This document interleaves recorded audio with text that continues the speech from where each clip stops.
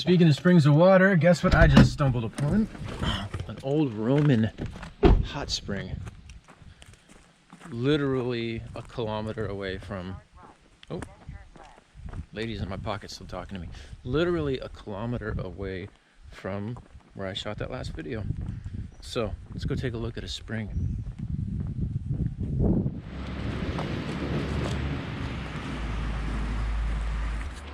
I don't know if this is used too often anymore. What do you think?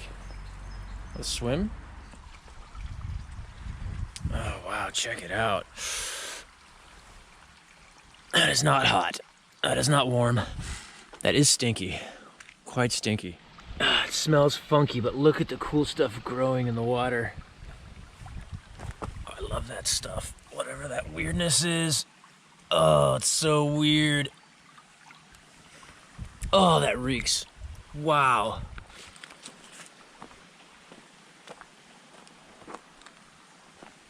Do I dare put my camera in there? I bet it would look amazing.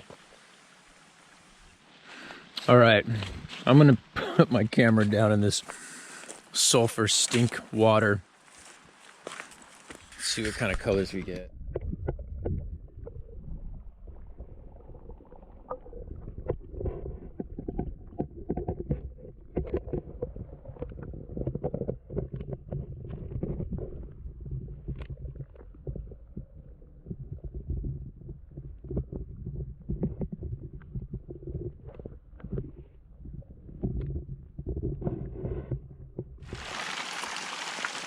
You know, if I wanted to be baptized, I think I would want it to be in a place like this. A sulfur hot spring. This water's not that hot, it's just warmish.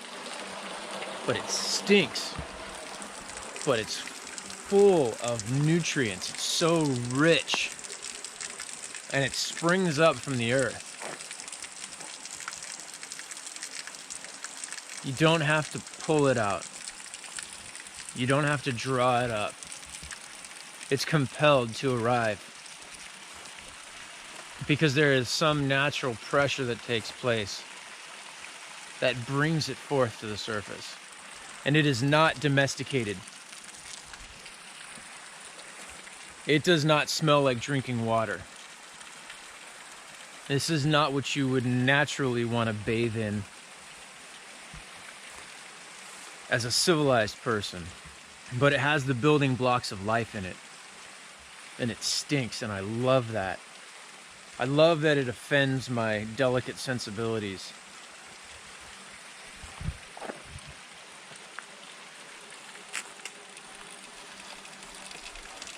This would be a meaningful experience. It's interesting how a perspective can change, how something like the smell of this sulfur starts out being repulsive, and then it becomes meaningful, becomes a sign of life. So then when you smell it, you're encouraged. You want to be around it. And you realize that there was nothing ever wrong with it. It was just different. It's a sign that something amazing is happening. I don't know if this is taking the analogy too far or not, but is it possible that if you bring something like this to the party that people are going to turn away, that they're going to be like, whoa, that stinks? Yeah, it's possible. Is it possible that they're going to actually look and see the interesting life that is living inside of it? That they'll say, yeah, I'm not used to the smell of this, but look what's growing inside of it. Look at the interesting life that's taking place here that's not happening anywhere else. Look at the rich colors. Look at the minerals inside this water. Is it possible that only the most desperate people will try it? Will take a chance, will dip in to something that smells like sulfur?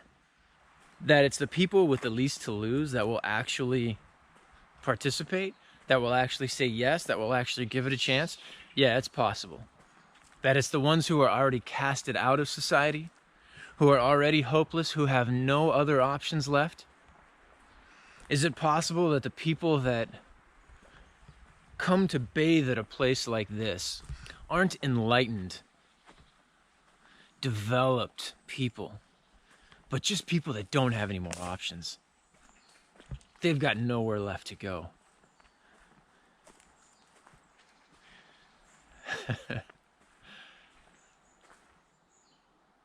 It's possible that if we show up with something absolutely real and amazing and life-changing, with the very thing that the world has been waiting for, that will save it, that the only people that will even try it are those who have nothing to lose, but still really don't want to try it. So just when you think that your ego can get involved in something, just when you think that you're going to get accolades and pats on the back, you open up your box of gold and everyone's going to wow and awe. It's possible that they might all pinch their noses and turn away and go, "That's disgusting, man. But I'll give it a shot because I've got nothing to lose. I'm a leper. I can't be healed. I'm homeless. I've got no place else to go. I'm hungry and nobody will feed me. I'm thirsty and nobody will give me water. So I'll try what you've got." And it's possible that the people who follow, that the disciples of something real, are going to be those people. So if you think you're going to recruit the best and the brightest, and if you think that you're going to bring your amazing living water that flows through you from God into the world, and you're going to bring it to the best and the brightest, and they're going to accept it, and they're going to promote it, and then you're going to get the pats on the back, you might want to reconsider your plan. And this is a good time to bring out into the light any expectations that we have or that we don't know we have. That the manifestation of something real and life-changing and healing on this planet is going to naturally be accepted, applauded, rewarded, because all of that might not be true. And the followers might be a band of misfits, homeless, outcasts. That might be where it all happens. Who are willing to dip into something that smells like sulfur. And your tribe might be called the Sulfur Tribe. That might be the nickname you get.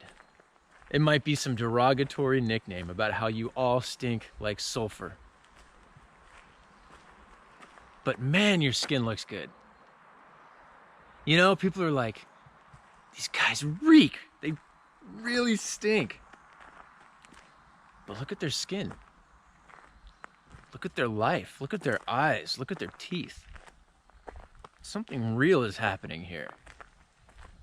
Something real is happening here. You're going to have to let the magic speak for itself. And you're going to have to let the cards fall where they may.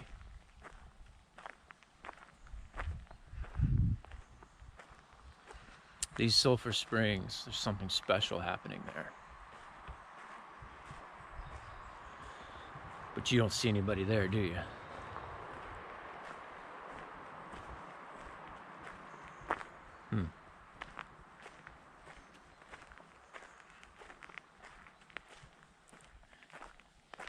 You're gonna have to let the magic speak for itself. People might reject it on the outside, but the proof is in the results. And if your tribe of misfits and outcasts stink like sulfur, but they need nothing from anybody, they're at complete peace, they have joy, they have a calm about them. If they are living water, undeniably so, then it's gonna catch on. It's gonna go viral.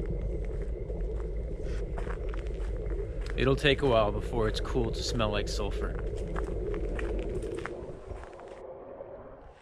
But if you can stand at the gateway to the world, if you can be offered access to all of the kingdoms and all of the riches and all of the validation and all of the accolades, and you can say no, what you have can't hold a candle to what I have. If you can do that, you're going to have roots that go 1,000 feet deep. You're not just going to be a skyscraper, you're going to be an earth shaker. Do you understand how different that is? That while everybody else is building up, you're planting roots. Do you understand like the gravity of what that means?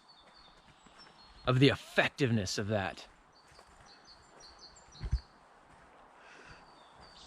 If you can be offered everything that the world has to offer, and not just say no, but not even want to say yes, because you possess the real thing, because life is within you, because it's a part of you and you're a part of it. It's rewriting the code of reality, having that ability, and then walking outside and being called the Sulfur people. To have eggs and tomatoes thrown at you, to be kicked out of restaurants. You gotta laugh. You gotta laugh. To know the value of what you have, to put in the time, to go through the fire, to fall into the void, to experience the absence of identity, to let go of all the things that validate you, to go through this journey, wander through the desert, to rest in the abyss as the dead do, to lay in the deepest parts of the ocean where there is no light and only very strange creatures swimming around you, running over you like slime, even though you can't see what it is, and to lie there like the dead. To go through all of this,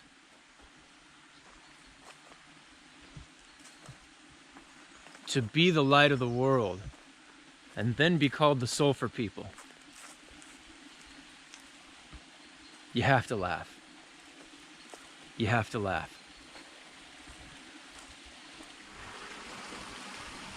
But you're changing the world and you're bringing something real. And you're healing the sick and you're raising the dead. And you're setting the captives free. And you're healing the brokenhearted.